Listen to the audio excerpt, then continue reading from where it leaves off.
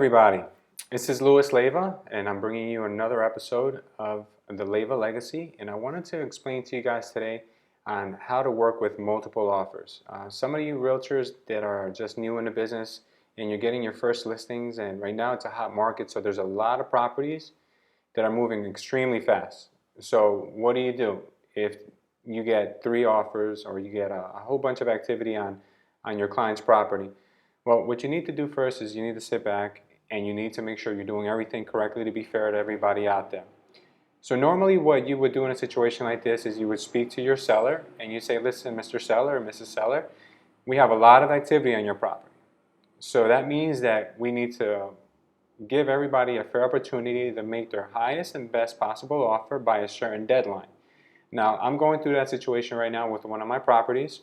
And what I did was I spoke to the seller and I said, listen, we have 2 offers on the table, and this is what this offer is presenting, and this is what that offer is presenting. Would you like to do a highest and best so we can see what both of them will come up to? So in the interim, while she thought about it, 2 more offers came in. So now what I'm going to have to do is I'm going to have to do a few things to be fair to everyone and to make sure you're protected and your client gets the best possible price for their house. So first things first, you should set a deadline on your multiple listing stating that highest and best are expected by such and such date after you've confirmed that date with your seller. Then you need to properly inform the buyer's agents that there is a lot of activity on the property and that you need them to acknowledge that their offer is only one of many offers. So how do you do that? Well, you would send them a highest and multiple offer notification form, and you would request their highest and best. I filled one out for this property here, as you can see. I put in the property address, I put in the date, and I also put down what date I need them to have their highest and best back by. This needs to be acknowledged by the buyer, so that way later on they can't say that they didn't know there were other offers on the property. Keeps you protected, keeps everybody on the same page, so I think it's something that you guys should always execute when you have multiple offers. Sometimes if you just make the phone call and you tell the buyer's agent, hey, there's another offer, later on they can go back and say that you never said that to them. So it's always better to have this, guys, even if they don't sign it, but it's in your outbox that you sent it out to them. It's super important. So get in the habit of doing that. Then you want to acknowledge all the people that you've had activity from.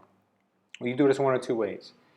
If you're using software like a dot loop or Brokerman or something like that, all the offers should be coming in directly to those portals. So that way you can have every agent that's interested in a property, you can have them all categorized there. But in the event that you don't, what I've found that worked pretty well for me is working with Google Inbox is what we use in the office. Is just adding a label to the people that have made offers on the properties. So as you can see here, I've created a label for this property. So now every email that I've gotten from for this property and from these agents, I've tagged them on the label, and now I have all the offers in one place.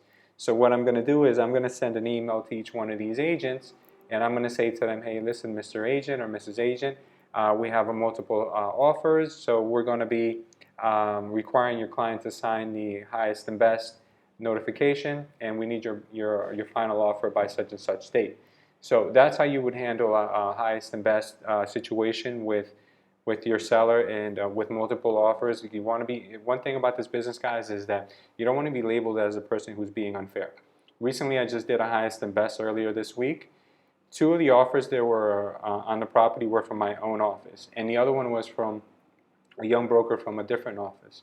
Very nice guy. I wanted to give everybody the fair opportunity, but most importantly, guys, I wanted to make sure that my seller received the best possible price for the property, because it serves us no good for the seller to be unhappy with what they got, and then we could never get any referral business from that seller again or any repeat business.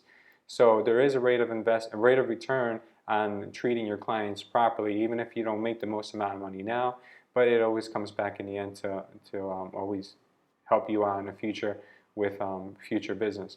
So guys, get in the habit of practicing these steps. I'm sure you guys will have no problems and no issues in the future if you're careful with multiple offers. If you guys have any further questions on what I covered today, or you have any questions about anything you're particularly seeing in the field, shoot me a message and I'll get back to you guys on the next episode. If you guys like this video, please thumbs up, share with your friends, and subscribe to my social media below. Have a great day, guys, and good luck selling.